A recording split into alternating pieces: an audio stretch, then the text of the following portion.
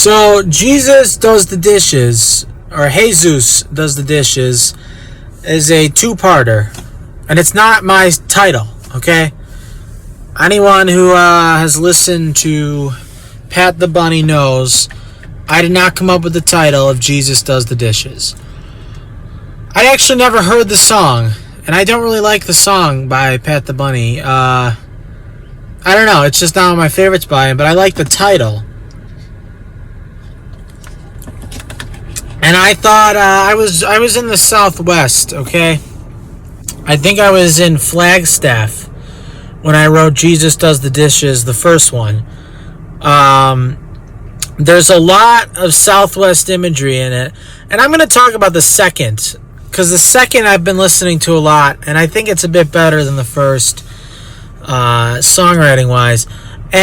And I when Pat the Bunny said Jesus does the dishes, it was about when the revolution ends, Jesus will do the dishes. We don't need to worry about it. You know, they'll get done. It'll get done. But when I'm saying it, I'm thinking about Mexico. Okay, and I'm not thinking just about Mexico. I'm thinking about the working class, right? So it's kind of the same ethos, but it's like Jesus does the dishes, as in, your person who's doing the dishes probably has the roughest life, all right?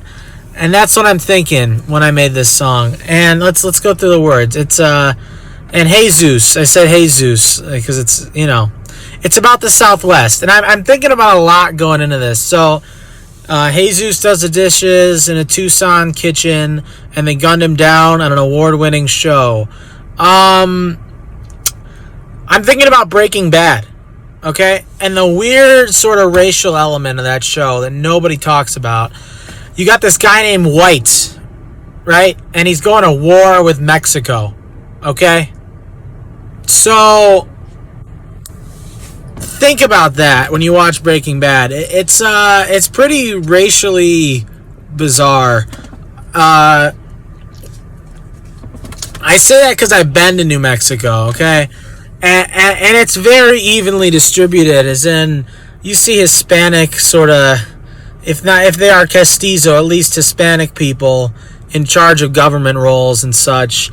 And this show's pretty cut and dry in its, you have like the one DEA guy who's like Mexican, but it's whites versus Mexicans the whole time. So I'm thinking about the show, and it's so they gunned him down. So Jesus does the dishes, right? And they gunned him down on an award-winning show. And you know, the weird sort of serf slave Mexico sort of underclass that's been sort of fomented since 1980 or whatever, and since the beginning. You know, it's pretty weird and disgusting. And I'm thinking about that going into it. So Jesus does the dishes in a Tucson kitchen. They gun him down on an award-winning show. I'm just thinking this Breaking Bad. Nobody ever says that. Everyone says everyone's woke and everyone's all this, and no one ever says this. Oh, it's a great show. Even liberals, you know, they're not as deep as they think. So they gunned him down on an award-winning show. The people laughed. We were glad to see him go. We said, Jesus, this is not your home. So, you know, it's my wokest opinion. And you know, I'm talking about liberals too. I'm talking about the establishment, the Emmys, etc., who are like, hey, it's a great show. And nobody picks up on this weird psychosexual sort of racist, like, whites. Mr. White is rebelling, you know?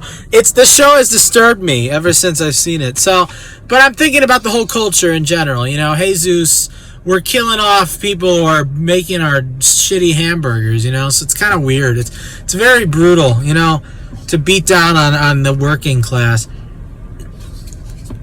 in all aspects, regardless of illegal working class or real working class. You know, it's kind of like, hey, this is cool, we killed people. You know, it's getting into a lot of things, that first verse.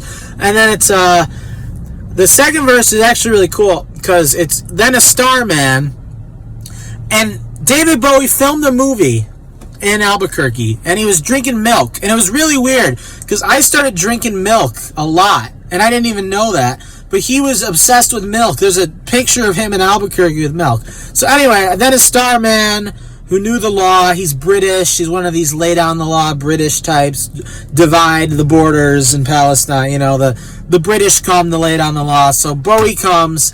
He's not necessarily Bowie. I'm also thinking of that character in Better Call Saul, the stand-up white man lawyer trying to do the right thing, the one who's the Hamlin, right? I'm thinking of Hamlin and Bowie. And I'm thinking they're above these people in Albuquerque. So it's kind of like a Southwest epic. So then a star man who knew the law came down from Phoenix today. He's coming down from Phoenix, and he's going to tell you, stop being racist, stop killing Jesus, right? I don't know. And, you know, it's I don't know what I'm thinking, really. It's subconscious.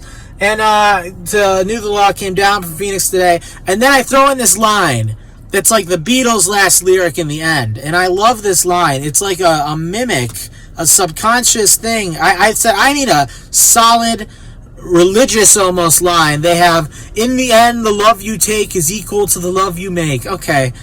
You know, it's kind of hokey, but I thought I had a better line. It was, he who laughs at love laughs at us all, and in the end, he ends up alone. He who laughs at love laughs at us all, and he's the one who ends up alone. That's the line. And I'm like, wow, I need to put that in my religious Jesus song. So, there it is. Bowie Hamlin, this stand-up white man, comes down and says, you are not Christian. I don't know. That's just the vision I had of something happening there. And so then I went home, sat alone, and watched the baseball game. You know, just like hedonist America. And I'm the one alone, right? I'm the sinner. So Jesus does the dishes near Santa Fe. And there's this kind of weird sort of deballing, and there's no other way to say it, like cuckoldry going on. In a very academic sense, I use that word, of the, you know, sort of middle-class, white-collar guy compared to these Mexican guys who do real work here. And I say, hey, I go home and So, sorry, I need to wrap this up. But yeah, there's kind of this thing. So basically the line is, then I went home, sat alone, cracked a beer, and watched the baseball game. I'm kind of making fun of normal guys at that point, and that's me too, right? I'm making fun of myself. Jesus does the dishes, right? So it's kind of this decadent culture. Everybody's just drunk watching sports, and you know, everybody's in it together. I'm not even saying the white guy is working less than the Mexican guy. I'm saying we're all doing this kind of sad, sort of peasant pastiche thing. We're all drinking, watching sports, and flipping burgers. And Jesus does the dishes near Santa Fe. And then, boom, the bombs came down today. So I'm bringing in that sort of, I don't know what I'm saying with that line, to be honest. I'm saying, I don't know if it's, you know, I'm comparing the white guy comes home.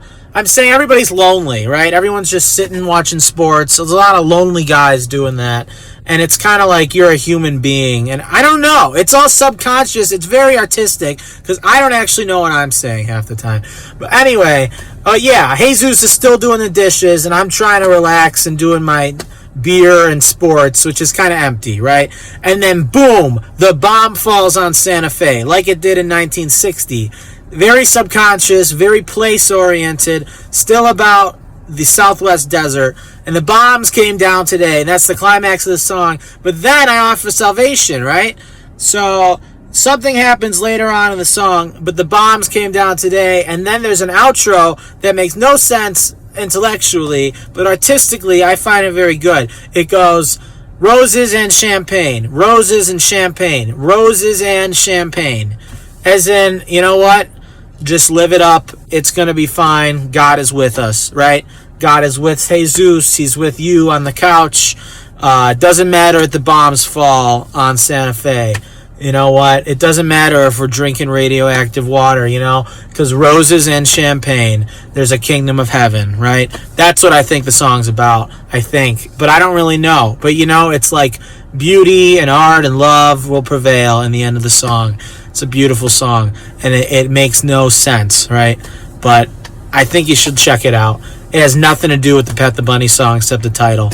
And, yeah, it's almost like a deeply Catholic Italian. It almost feels like something from The Godfather. It's like sort of religious but transcendent symbolism. And but it's about the Southwest and it brings in all kind of things. The Beatles, Breaking Bad, ICE, immigration, the working class, baseball. It's all there. Christian stuff, it's all there. Bowie's in it. It's a great song. It's only 3 minutes, and I packed all that in, and it's a great piece of pop art or Christian art or whatever it is, transcendent art, and you should check it out. It's one of my favorite songs of mine, probably my best one. I don't think I'll ever write again that way. That was in Flagstaff. I was recovering from COVID when I wrote the first version of it. I'll cover that another time. But yeah, thought I was going to die of COVID when I wrote that song. I thought I was going to die. Literally, I had been sick for like 2 weeks. I had the lung symptoms even. So, yeah, that's hard to talk about. But yeah, that was when I wrote Jesus Does the Dishes. Jesus Does the Dishes. So, check it out. Thank you, guys.